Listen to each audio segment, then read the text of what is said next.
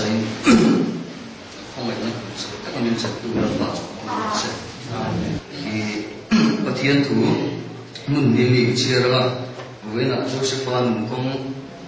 kỳ man là lần qua thì mình giữ tiêu về tết sẽ cho mình từ mang sao sung thung pasari na chang ngàn lệ chang ngàn na chang sari na yom dan tu chu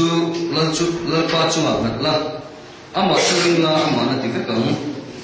ifel zia chu e ngin na chu tiranga ithiam chan zia ko chu ngai ang mai lal pa chun chol la ama chu ha fan ro lal pa chun chol la ama chu ha fan ro din ma ya chan chin ra ma ya bung som ti na chang som ti le pariat na Mishing papa hi rombol saka tu bin kalva rombol tu le mitam tak tlan nana tu saka kal khana ti a tu kan siate nang pan man mi som si se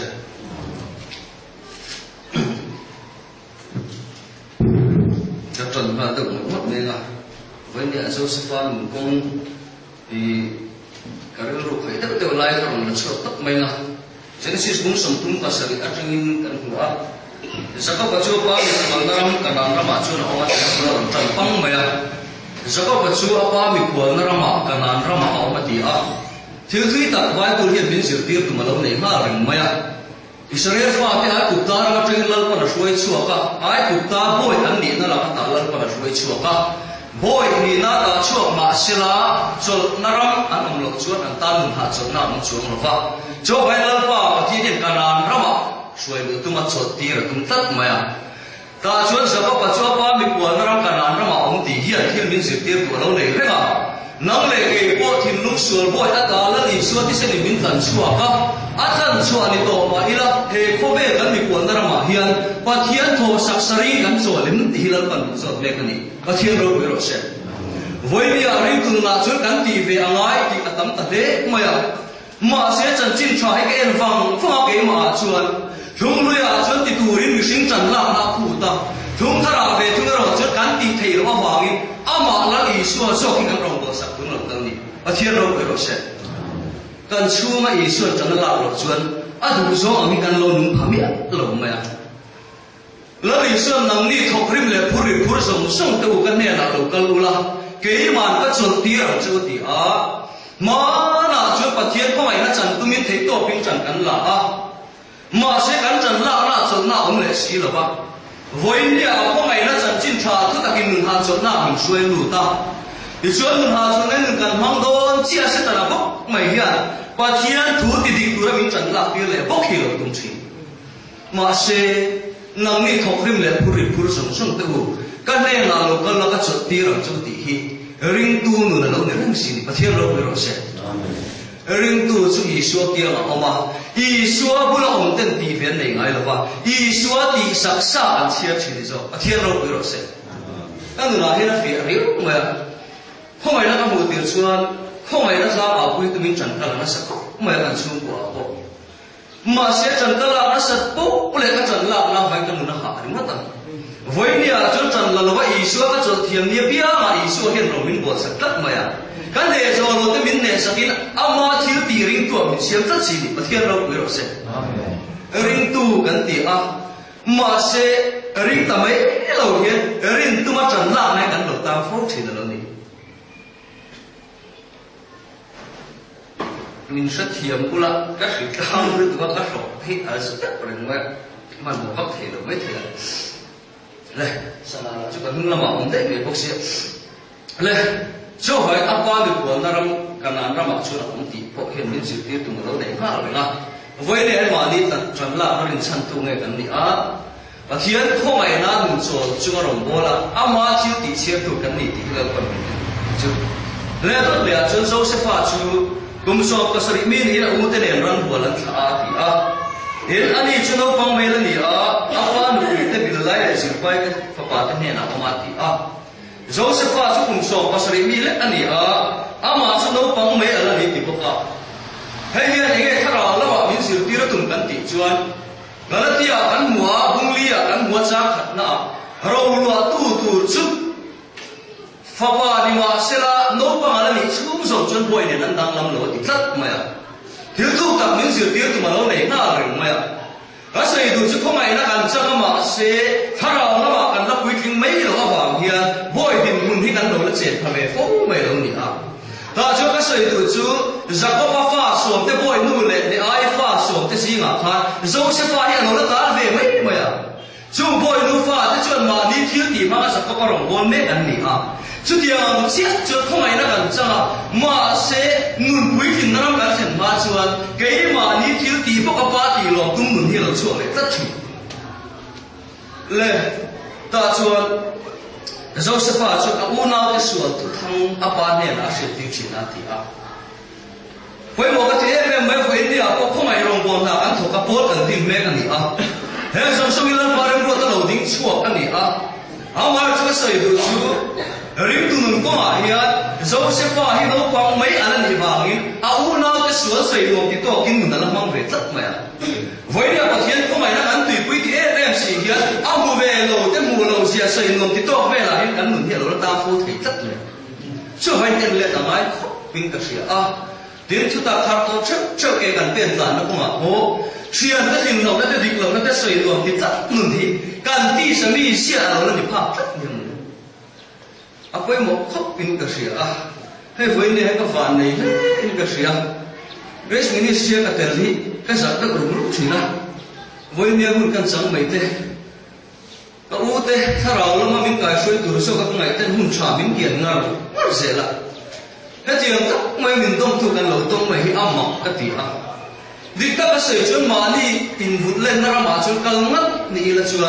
hun cha po in chu nu thế ni lai với nhà chân nung quý thì nó mà đại tổ cái chuyện mình đang cái ta mình đang kiện thiền tất mấy hero quý cái gì thiền rồi quý rồi sẽ chú chú Grace Ministry kan tal quý ngắt chuyện quý cái tất nhiên kan này rồi ta chuyện Israel là chuyện Joseph pha chuyện atar làm pha anh ấy phải làm hai đi cả đi à cái sấy này tôi khi đó atar làm pha thì hiện những việc kia tụi mà lâu này thấy không Jacob ban quý ban gì anh này Rakili ama em awangin kum sari ai ko abe chang na khan rakili nei to lo hian le ai so san to thiman na ta tat maya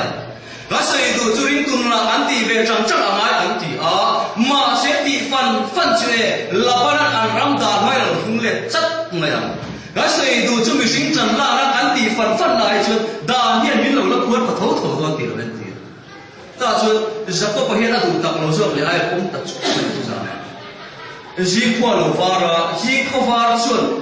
adu ta lo apom re ga ni ti kha si ti ta tat maya voi ne ke ma ne Krista e na chun kan mi sing chan la na so lo je min ti mol po chin lo ni pathian ro ko ro se ti chuan Jacob pa chu ni sari om na mai thuma a om mai na kan adu ta rakili nei thuma ni chu pathian ro ko ro se ring tu chu a cho la om mai ông mấy tên bậc thiên thọ sang là căn đầu tôn trình đó ni, thì chúa cái sợi lệ từ chú, trần lạc na vàng na bể chia lắm lệ ai lệ bội nụ tê khan, pha ăn sinh zua mày đủ tờ ra cái khan pha này thì reng lồng mày mà rồi chú ra cái trong trái ta lỡ pan ngay thà pha nó biển tiêu về thật nóc mày bậc thiên rồi rồi sẽ, cái sợi từ chú nghe, thằng em ngày nó đi sa đà nó rong bố tu tê ăn oma, chú bị rong bố tu tê sinh chua le ai le boy nu fa te kha sa pa na mangai reng lo pa ma se chanala mi lo homai na atanga sin chu ara gili fa te chu sa pa na mangai tat si chu pathian ro ro se sa ko pa tar chak to lo a chak to lo lam pang fa kha a mangai tat ma ya izo kon lo chu bang fa la kan chak chak lai chan kan la sira atang ni chuan fa ta sin tu lo hom si le lo ba chan la mai na se lo ko la pan min the ram ni a hian ke ma ni tre la kan fa ta ka lo sin don an ni pathian ro ro se ta chu so ko pan atar lam fa ni wang zo se fa ka ma mai ta ta ma zo se fa ka lo bang mai ni ma se la apa na ma mai bi tat mai ni chu ni chuan ka sei du chu boy nu le ai fa so te apa ta na tang ka te da pa thuang na an sang lo ba Joseph lo pang mai apa ta na chang kai thi ni reng lo kha apan ko se sang chi la thuang ta mai ni pa thian lo se voi ni a hian ring tu nun ko ma tan kui thing mo kui thing lo mo không phải nó chẳng tu cắn nhịn nhớ cho cả chiến thường nó cần tông về thật chỉ cho chất thường về rồi các ta nhân rồi thì có em mình thiên đạo về rồi sẽ thì chuan Joseph nào thì chuan Joseph này là chúng thu trả đấy đây là sự thực đó ngắt thì nghe cái gì chứ apa không ai đi cái gì vào vậy nên cái sự đấy em cho năng lực cái không phải nó cần chăng à vậy nên ta nó rồi vô tu tên cần chúng là thu trả anh này thì là vợ mình xây là mình đầu thì mình đi đâu đã thì cần to phô trình à mà sẽ quay lâu thì sự anh vào nghe cái gì chứ và thiên mà lại vi cái anh đi vào và thiên rồi rồi sẽ lần qua mà lại cái gì rất những đầu là bốc lại và thiên mà lại là thủ mấy mình em còn là nó tìm mấy thế mà đi lắm sắp nó lại thì đây là còn nó chụp được rồi không phải là mình chuẩn bị rồi không phải là mà mình làm quả thành gì cắt gì thiên rồi rồi sẽ thì chuan Joseph ulam tên Joseph chúng ta thỏa rằng rằng là thế đó mà xem mà tức mấy chú ăn đủ rồi ba bèo mấy khám thì là amu thì lại mà này tất mà chúng mà chuan abu khal khao ulam tên abu khal tên chỉ bảy nó buộc thì cần đủ chúng mà Joseph nút em mà ulam tên xí lát sa em mà sẽ soi chú ulam tên là ngay thì tất đâu mà nó soi lên đủ lúc chú Joseph hiện trần la áp vàng như muốn bằng cái này đó nhỉ chứ là trần la áp vàng cái này thế thì thế xí là vậy trần là tụt bắt khát mà ông là vợ một thiệp tiền là hả mắng nung là con nó bé này chụp thiên đâu quý rồi sẽ với này Krista cần nên anh buồn này cần mẹ chia mà vào anh buông tụi nó ông là vợ trần la này nó sẽ lâu không phải cần đi xem đi xem ăn trả lâu sẽ cần xem đi cần một thiền sắt lâu lâu này và thiên anh buồn nó nung cần lâu đúng sẽ đó là và thiên đâu quý rồi sẽ ta chuan Joseph mong chứ cái thứ đấy chú abu phật thì khảo u nào thì abu phật thì chỉ phải đầu tu thà ra làm thì là cái sợi đòn xuân bu xuân có thiên thu em đi ra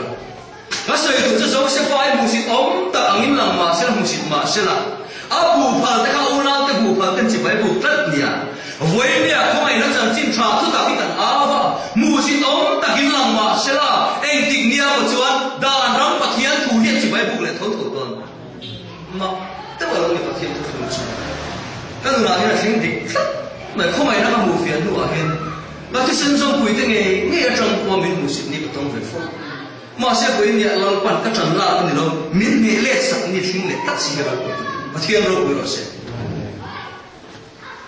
เราปั่นโจเซฟาจุ่มมาในที่เราอามุมังติดิกตูรินโจเซฟาจันลากันไงหรือว่าติดิกตูจะอามังไปตัวเรานี่มาเที่ยวเราไปเราเสร็จvới nhà cần nên là lâu qua anh buồn nó thì đi tuổi mình sinh trần là ngái thì đang lâu từng sự tì ra mà sẽ bật thiên thì là thua không tất cả thua chân tất cả vàng ấy mà bốc kia là thua là thì đi đó này bật thiên lâu rồi sẽ Joseph among ngày lúc này là uốn áo thì là ngay thầy rất lâu mà sẽ ngay thầy lâu mà sẽ là bật thiên mua mang về lệ thâu bằng ông mang về bị nào hay chuan ní lệ khai lệ ác sầu lệ bạc tiền chỉ phải một tiếp nữa chúng mình sẽ cho mấy phải cho apa mấy quay lại hình là gì chứ các sự đồ cho bát thiên in buồn nó nuôi mình sinh làm ác trong này của cho em mình rất tha chính trị đó mà sẽ ác ôn tiêu tu để áp về tu bát thiên làm trong chuyện thì thay đâu có khát mà nó không chịu bát thiên đâu bị rồi sẽ Abraham này là phát in được quyền quân ruột ở hiện là phá bá sinh sắc cảnh chế thì bát thiên nó soi đi à phát sarita chân người rất tha chính tất niệm mà sẽ người rất tha đấy mà sẽ là lập bát thiên ta thiếu đấy har sân tu ông mình thì thấy gì bát thiên đâu bị rồi sẽ với nhà tôi này nắm lệ cái gần là ra vào những lần mình xuôi đó là điều đó thế mà nhà thiếu tung thì lo thiếu tủ đấy cán về cán sắt vào lắm thì là win mà thua chân tất vào thì có tình sao bát thiên đâu bị rồi sẽ Hebrai buru cha so pasarina thu tiền không tu được thế nào trong lao pan thu chụp mấy đòn đầu tiên chiết tất cả lần tiền rồi đó sẽ chăm in ama lấy mai cha lấy tiền được cái cái bát thiên đâu bị rồi sẽ cái mà ni là đâu đi đâu ama lấy mai cha lấy chỉ chăm lấy tiền thì chuan thua lâu rồi à Joseph ona thì chuan rắn rùa lần thả lâu chỉ phăng là sao có pha thế hiện sổ thế hiện rắn rùa lần thả bây giờ rắn lâu về thảm nhất lâu vậy bác sĩ tu cho ta nắm bát thiên tu tùy quy mê thế hiện thấy tô chuyện lòng bố chỉ mà sẽ là rắn rùa ba hắn lâu là về cái chỗ lâu đi là về suy giáo chiếu về bên chú bảo chú xây chi lắm rồi lễ thì chúa Joseph chú apa in Joseph đầu tiên để thì của bà hiểu nào tên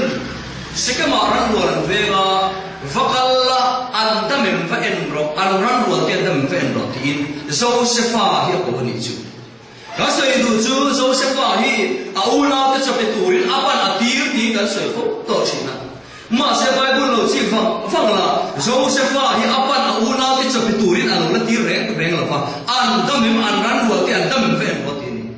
hay là nghe mình chịu tiếc tụi cán tị chuột đàn lắm bát hiến cho tùy quy mê tụi cái này là nhá anh mà chẳng chịu tháo mất tụi lên phần miếng tị là vào ăn đâm mình ăn rắn ruột thì ăn đâm mình phải ăn tụi lên tị rồi nó lấy số hệ mi thi để tụi mẹ tụi nó tất cả mà đi thấy nó để chẳng na nung mê tụi tất cả không ai nó chẳng chịu trai tụi tất rồi mặc tất mấy chú thì ăn sườn vào ăn nhiều mà đi thiếu thì thầy quy mê tụi toàn gắn sợi không phải đem luôn thật thì tụi chúng mặc bộ lung lệ gần không cả là gắn thành nghìn tên rất sợi đi khâu ăn xôn không chia mà ăn ven rất sợi đi khâu không muốn xịt thiên có sợi miệng mà sẽ xôn đủ số là con hiệp không chút đồng tao này ăn xôn nó sạch tê ưng nên chúng nó mà chúng ngay thật ra còn thực hiện đồng tao là ăn đồng lại em mà ra là lâu khi nó bắt thiên nó sợi nó cho ăn bầu rất cái thiệt ông ấy sẽ tụi cô hay lắm nó chỉ tùy hà thốt thổi nói chút điều chuyện chuyện làm thầy thì nó chặt nó bao đồng vô lấy tụi nó cổ hiệp không ai nó hết lâu nó tùy quy phẩm miệng là được mà án mà ní việc nó để chặt này mà nó tụi nó để chung chuẩn tùy quy này nó hiểu cho hỏi mình sẽ xem cái chân đạo của người mình sẽ xem cái chân đạo của người rồi mình bật xong tới rồi cái người thì thế nào và thiên không ai nó mà một tụi chúng ta bật xong về đó khi là người thì chú anh Joseph chú au nào tên tuổi chú ta pana tira fakala mà sẽ cái buna fakala au nào tên lo ông ta mấy xí là phải ta chú ta ngày na sẽ là phải ngày na sẽ afa tầm mấy à cái sự tu lai ta sẽ chân chín cha cái bên quy nó mà đi ngày na cần xét lâu này thỉnh về phố đồ nè mà sẽ cần Bible cái tụi em sẽ cần phim nó để cần xét nó cái bên tụi lên phần mình lâu thì tất lâu mấy à ngày nó cần xét lâu này đi ngày nó xia rồi sẽ xuống đó là lâu này và thiên đâu cũng rồi sẽ ta chuan xét ngày này lâu mình phải thiên Joseph chú au nào thì ông na đồ thân này cái là ông tin khát tin anh ông cũng tất sắc mấy ní chú lẽ của Elia của hiện riêng tụi con của ngày nó cần xét tụi ta thì đã sáng thà ra làm muốn thành đạt thế chứ chỉ chuan thì nó cần sáng thì cái apply à mà sẽ đầu tiên phẳng thế hồi tôi ta cũng khát ta ăn bột giác sầu của nó mi phim nó thì bố nó rêu xe nó có phải trả mà thì và thiên đâu cũng là xe lần quan ngày nó cần xét nó mà nó bố tuổi mình thì là apa ngày nó sẽ là mình xia mà ngày nó xia đầu cho đó là đâu nhỉ em vào cái cái gì chứ mà thiếu thì chia tuổi mình xia thiên đâu cũng là xe chúa Joseph chú nào thì nó được bên phòng mà xe mong lấy vài nó tụi nó thả thôi nó kia tất mày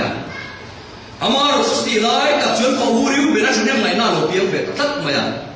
riu bên anh chuan cần nào cần thả mấy số cái này ông chưa mang tiền quân khu máy thả bằng bút thì em vậy chứ quân khu mà thả bằng bút thì cần tiền chuan nãy khi nào có chân chuan lại thua vào đâu đi cái gì tụi chị riu bên anh chụp vào bên anh đi vào cho nên ngày nó cho sẽ phải chân chuan đủ về đi chứ vậy là có cán tiền quý vị sinh mỹ xia phổ hiền khi ta hùng hình tùng tế cái mà nếu mà thiệt cứ đi đi tùng tế chẳng là đó là về phổ trì mà sẽ rồi chỉ phong rồi phong hình bệ này áp hết rất nếu bên này hình bệ này rồi thì ông rất xíu rồi chứ thì chú thì là chú Israel xung đột rồi cái là Judah in Joseph sẽ thua là thì chú Joseph chú tăng cái sòng như nó sao tăng mấy à thì chúa đã sản xuất chia được cái nào là tụi mà Joseph làm sản xuất tụi về em mà xem đâu sản mình tất xí em luôn là chặt tệ luôn nè em luôn này rồi chú rồi tính tất xí rồi chứ cần mình thiệt này vậy là riêng tụi mình có mình sinh thành em này nên rất là rụt ta mà sẽ cần riêng luôn cái cần phim nó chẳng thế mà sẽ là lâu phần lâu mà là tung tất lâu họ chẳng để thấu đó thì mình cần tiền thì chúa tôi chơi sửa mẹ Joseph chuẩn sửa là ai cũng ta ra mà sửa là Israel sumdo ten tang asom hin an leya Pharaoh boya el ko tu pakat Potiphar ne an shat cho le a Joseph hi pathian in pon na tom chian te nul ne shat cho na lo to ve ni chu ho India ko he chui ko la om to chui ko la om le a za thao tu mo nge ti kan om em alo ni lem lo la pa rem ro ta ni chuan kan lo pa kai to ti lo ni le ha lo si về tàu mấy rồi và thiên nó luôn ta đi chuẩn xác con ông gì ông chuẩn rất lâu đi chuẩn lệ các em chú sâu sẽ pha ăn sả lá mà sẽ lỡ pha chú sâu sẽ pha nên là chuan ông sẽ là sâu sẽ pha chú bị pha này tất anh đi và thiên rồi bị rồi sẽ sâu sẽ pha hiện làm thế thì lại mà nó này là qua rồi bị nó tuột chuan nó tuột phát mà này là mà chỉ bị thế ông lại nói thế cái con nó sẽ là tổ qua mà sẽ chú đi mấy lại chân anh này là lỡ pha ông tất xí đi và thiên rồi bị rồi sẽ kan vai pulin mi van ne ati chu pathian om na ding mi van ne ni ke ti su thila mo thing hiu mai la kan te na lo pa om chun si lo chun kan lo thing na bok khi kan trap pui tu lo ne tat chu ba lo pa kan ne om ti tu tok mai lo hi lo pui ne chu number sung som ni ba thalo chi phong phong te Israel fa te kan na man lo to che pa than an thun noi le tat cham om le lo ti om le lo he chang ten nam koi kan nun nei na ten tu en ti mana lo pan an nun na na pe wa na tra chang lo ta pe ka kha an nun nei na ten tu a adam be se nei lo khat le to ni chu bi ka thiam chu tak chu ni ru chu na mi na chu le tat na chang hoi ni a ko mai ka kan changa wa na ta chang nun lo chu ama krista nun lo to ti ri ta ma chu mi du to lo thil dang an dak le ni pia ma he pathian koi kan lo se ta chu vậy cần nên ông làm bao nhiêu bồi quý mấy lúc kia ông thì tôn trọng thì đàn system tâm tập ông thầy anh xây sửa được vậy ông ai rồi sẽ em bộ này sẽ là những phụ kia là một trong cái được sự sửa thôi đi sửa ai quên một cái thì chùa Joseph và chú và thiên đình mà sửa tất anh này là ông làm bao nhiêu thì khá à chú ông nằm một cái phần của nó thì chúa Potiphar chúa anh ấy xong chúa hậu tua Asia mà anh ấy xong chúa hậu tua Joseph Asia thế Potiphar chúa của họ in lama le ram lama la par mal som na sata in mal som ni chu a thia ro pi ro se a so i du che sum le pa ma chiam lam po lo ni le lo ve kan nei he I suwa ku ta kan da ngam ni a ya lo pan min tol kun sak le don na lo ni a thia ro pi ro se Potiphar hiện anh ấy xong mà Joseph của ta ada ngầm ni ăn châu anh in lama le ram lama mà thiên mà sống nào được thật anh của ta ông anh quỷ về không làm này mà ở đó là thiên mà thế là mà thiên không phải là mình suy tất tất cho secret à mấy cô hiện testimony là ông mấy thiên với respect cần sử dụng chuyện là tôi sẽ đi tôi lo lắm còn nó có rồi lắm mà trong chuyện cái sẽ hữu ông một chân tất mà quý lỗ cắn sẽ phần lỗ na hiện là thằng cần đông lẻo lấy do cái gì xí lệ thì chúa Joseph và chú Potiphar anh ấy trong sống hậu thua xí mà thì chúa đang quý thì chốc rồi chúa cứ thi lắm sống sống cho Joseph và ta phép không à Joseph và chúng ta vào to tái cho ta cái niệm hết cho ta cái niệm thì cái có cả thì chúa Joseph và chú Abu Potiphar là quý hiện ari mà một quý ở trong chuyện này chú ở sợi đủ chú hay là em đầu chi phẳng là gần nó mà chú anh ấy trên bị bắt nó đi mất gần lâu vậy tụi ở sợi đủ chú Joseph và hi và thiên man sổ nó đông tu mà trong mi tên man sổ nó ăn nó vàng in Joseph và hi và Potiphar nó quý hiện đi muốn lo quý cả đi kia là tụi mình chú đi man thiêng pasal Potiphar đi muốn chia lúa tu có pin Joseph và hi đi muốn trả đi kia là tụi mình mà sẽ Joseph nó được thất hết số liên tất khi bậc thiên chúa thì nên thì rất mẹ Joseph và hiền mi sinh mình mẹ về tổ là không anh nên ông làm quan mình mẹ về thật vàng Potiphar là quý sĩ anh họ rất mẹ ta dùng tu học chú Potiphar là quý là lâu số mẹ Joseph và trong thật gì à asil phê na amana Joseph và hiền asil phê na tàn sang phê tại mất mẹ cái sự tu chú sẽ nói xí xả anh mua bung bị trang sống bị bani na sarua pinan ko ma an sa le lo rất mẹ hết người Việt ta yếu kiến cái gì Joseph hiện Pathian thua ông thấy nó thua này đó phốt chuẩn sarua ông mà giặc biết là vậy in cu mồi nó thua có khát mà để lồng mà sẽ là Pathian thua lo tình đó thì sẽ phiền nào vào nghìn xin phiền nó tan sân mà đi chứ Pathian đâu cũng sẽ với này có lý do là thôi là đâu này cho chính trả tu tập tan cả ảo quy nó mà có hiện mà in cu mồi sẽ chúng cho này lâu cần quy tập thế đâu biết là vậy muốn bố lên để đón mà ý là lâu ba thua này phốt chuẩn muốn bố sẽ là hiện tu thế tu lâu này mà thiên đâu cũng sẽ sarua khi nó mang giặc lên mà với này có định tất cả sự chân rong đôi nó ta mà có hình sắc giá yêu phúc à sau đó còn bán sợi cũng được bán sợi chết cũng có nữa ý định mình hiện ở con là phần thiệt mà sẽ là bắt thiên thu này chân rong đó bắt thiên là cho quay lại thôi cho nên Joseph phải hiện định thu hồi tuân tổng đó anh tận lúc mình như thế Chúa Joseph còn chút Potiphar lúc bên kinh tất tất mà Chúa Joseph ấy chiếm nó ủ lệ tất tích thùng xí đó Chúa Joseph chút Potiphar rồi hỏi là tổ Joseph ấy thiềm thu sấy về tất tất lồng mà em phải Joseph ấy thiềm thu sấy về ta biết lồng ấn tỷ Chúa Joseph ấy thiềm thu sấy thu anh này lồng làm anh được vâng anh chẳng chỉ thắc cái lại mà là chú đó chiếm ta có miếng bù tiêu tu ta bỏ đi thiềm anh chẳng thấy nó thủ đến cái mà đi làm cho cái thiềm trắng rồi anh thì là lồng ngay xí mà thiềm đâu cũng rồi rong bung li cha ma na khan ro pui ka ti dak chu pathian po wai sa to na po thok lo pathian po wai sa to thiam sa ti tu ro ti tat ma kan pathian bi mi sia ma na fm chu ama ngai sa mi lo le atan po tang kai mi lo te thiam sa ti ki na ni tat ma với lia thu ta king tu te po hian min ngai sa lo te le min pu cha tu te thiam sa ti ti kan rong ro na tu lo ni le tat si lo pathian ro ro sa Joseph hiện thiềm thu sấy ngất sẽ là Potiphar nó quy hiện thiềm nó chẳng thích tổ đó là Potiphar nó quy hiện thiềm nó chẳng thể nào Joseph làm thiềm tiêu sấy thì tao mấy giờ em chân chân trả thì âm mọc tất thì em nó chụp bạc là siết thu tiêu chặt rồi ngừng trả ngầm nặng chốc biệt là quả hiện được chứ anh ngừng hung nhung chua rồi có bộ lại cho sấy thiềm tiêu mày làm gì thì bên cái tất cả hẹp đầu con siết nó cũng ăn sắp bút tiếng phá bản chung mà sẽ mà nên sinh ra na trong đầu trên phá tắc khi nó biểu thị là lý do của hàng process anh đã thiểm thu sấy hết sẽ là cái này anh tâm tổ đó biết rồi thiểm thu sấy thì nhé lo nó muốn làm cái này tâm nó ăn đâu chẳng đâu misual tên hàng nan chẳng biết ngã với nhé aku mày đã chẳng tu tế thiểm rồi thì muốn làm anh tiền phô rồi anh ministry ông cũng biết là phô bảo tôi muốn mê ta bộ điều đó nó tập mấy thầy của sự lại em bộ nó sẽ phát hiện lên của nó anh ấy suy phía về cái là ai rồi còn cố tình săn với suy của cái chủ nó sẽ lên được cái lớp bao thì là nhiều không phải là những cái tốt mà tập trung lớp bao nó mà thằng chúng nó tốt view mình cái tình này chứ còn anh chân chân suy của cái chủ nó rồi lần còn mình suy sẽ lần còn nó suy chúng tốt view ông chỉ còn không là một cái phần nó cũng trong một ngắt sẽ là khó về là tụi người imirin về rồi thì ta sẽ là Potiphar nó quỳ hiền Joseph ai nó này mình biết thiếu sửa thì tụi nó thiệt mà đủ là đó bây giờ nó thiệt quá rồi đủ Joseph nó là anh bố để trong đó chỉ bằng gì tất cái thiệt vì tên đó tụi mình cũng suy nghĩ sẽ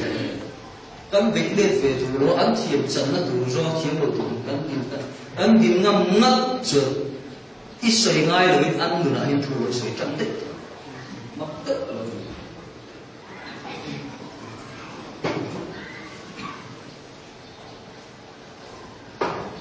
chuan Joseph fa chu Potiphar ta nin thima ta ti fa no ma se ma ta chu ta nin chu ma lu ma se la ane la la pa un ma ane la on la pa hi thu the ni lo ma hi ro pi la chu thiên ro pi ro se ring tu he ne ma pon tu ar thu mai la kan ne on la pa hi thu ta thei lo pa ngi tu te mo he an ro mu tho do ta ni pa thiên ro pi ro se ta chuan Joseph ne la pa on tat aba ngin ta về tu có thể trả ta lên xuống thiếu dòng các số sẽ phá của ta đã để tầm mấy nỉ chú lâu chỉ vâng thế rong bồn nó cũng ngạo có nỉ nó đủ thế rong quỳ khệt thế chiếm bộ hi lâu mai lên rồi lâu ba cần nên nào xuống mi tên cần nên lòng lâu ba anh này rồi nó bảo hiền cá tìm muốn hít sẽ đặt tập thể ngày luôn rồi thiên đâu quỳ rồi cái mà đi tra ba cảnh hai din mun tra cảnh chủ na kia mà hiện lòng buổi ở lâu xưa và nun cho là mình đang tất cả mọi học sắc mấy cộng đồng mình là cho nên Joseph này là chuyện thì chuyện Joseph cho ta nào mà chuyện là ta mua chuyện mình ta về thấu bản hiện mua hàng rồi đấy ăn mua hàng ăn xịt Việt thì rất lâu mới mua hàng mày chuyện Joseph chuyện mua hàng xịt Việt nó chuyện là ba ta lâu tiền mua hàng xịt Việt thì nó chụp thiên ta thì rồi ngồi Joseph mua hàng xịt Việt sắp tù đi này qua sẽ ta chụp thiên đâu cái rồi sẽ anh về chúng mà là hàng Joseph mua hàng này mua hàng vàng in áo nào cái năng sala chú mấy đi là biết bắt thiên là anh ông tất cả bài ta thì mà đủ ta đó là chúng ta thì mà chúng mua món này mình mất ăn được và mua món gì Việt thì nó mình làm cái này để chúng ta thiên đâu cái rồi sẽ ring tu cần thế là làm bài buông mấy cái rồi mà thì thấy này mình đang thấy khai suốt tu không mình cần tăng này tu tất thiên đâu cái rồi sẽ mua món ăn được nhất lâu hiểu rồi cái lại thì chuyện tôi nói sự về Joseph là nung mang sự kiện sắp về thì chuyện là nung mang có lối khen đi về và khát chú lần lâu quen hàn thua ống lệ và khát chú lần in chăng hàn thua cả lúa khai cả mà thì mà đã xây được cho Joseph hiện và khát tàu na xoay và khát thịt na xoay hết chân chân trà thức tập ăn ảo nó có mà hiện mi xuân tới đầm nó ăn xoay mét lại hiện mi trà tới thịt này ăn ảo thì là ngay thật sự cho hàng bắt thiên thủ cho anh ăn ama sợi nằm lòng ngay đó thiên rồi kiểu sẽ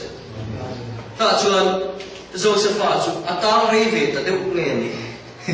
Joseph phải là làm về ta mà lâu lâu làm tung này là chuan chân trai chân huna chuan min ron sari don dia ti Joseph ni cho ông rei ta mấy lâu hiền khá lâu lâu làm tu siết để nó khá lâu bị sẽ về ta chân ta mấy chu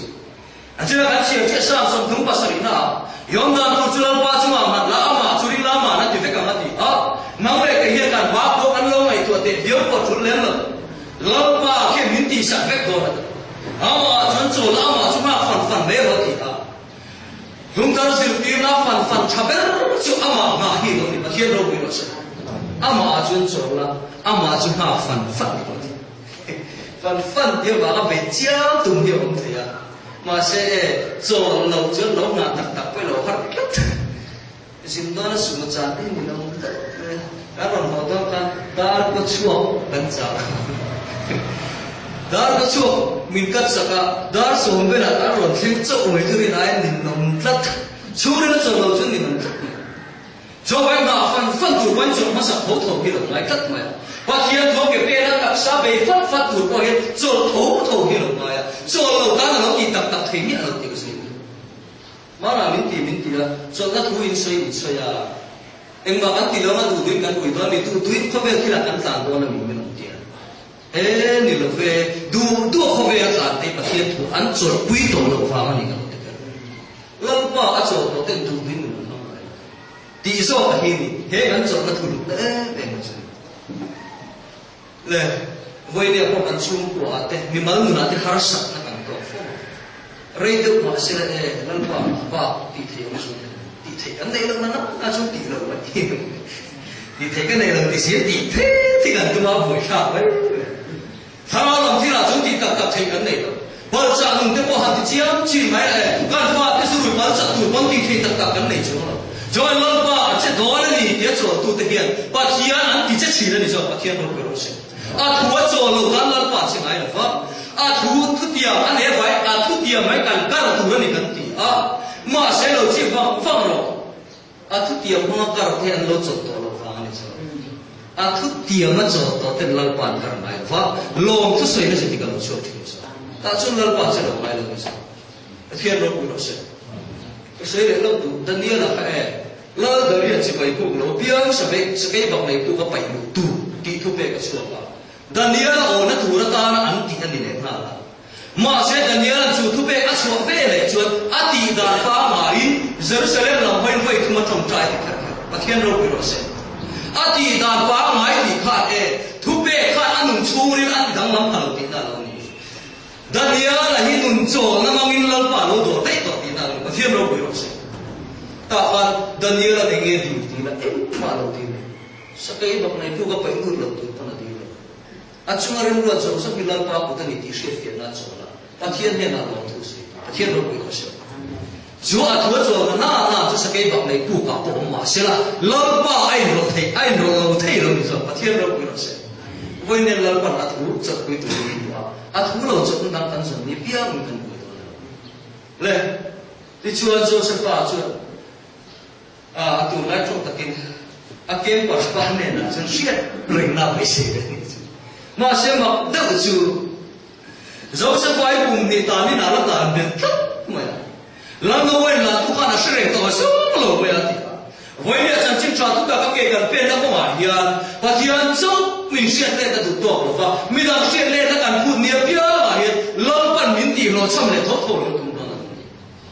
từ nay tôi mình cần xem nghe mà đi kem vào sẽ bị xây đi lên bị sẽ cần có rất thì đâu mà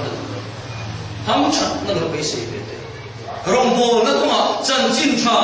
thì đấy chúng sẽ cảm xúc à thế mà cái gì cái này lên để phố quay lên bằng những gì nó xong là thấu được thôi. Chú bảo nghe, dẫu sẽ phá bộ ta thì là nít cùng nít chú nó làm được thì tất mà sẽ dẫu sẽ phá thì nó còn là thả sân bên này, thả sân bên em vàng nghe. Mà là mong cái tủ kha mà đi tất à đi, mong ăn đồ thiên thế nó tủ đi, và kia đi chẳng ăn đồ là về tất mà đó cho phá rồi mong ăn này về tất mà ông mong là cho tủ mà nó sinh thiệt thấy xí là ăn bưởi đó xét chuẩn là mong là tủ kha mà là dấu sẽ phần mong sinh thiệt sao đó đi khá sẽ chua vậy đi chua phá rồi này nào đó nếu rồi đi mà khát mong sinh thiệt thì ông đi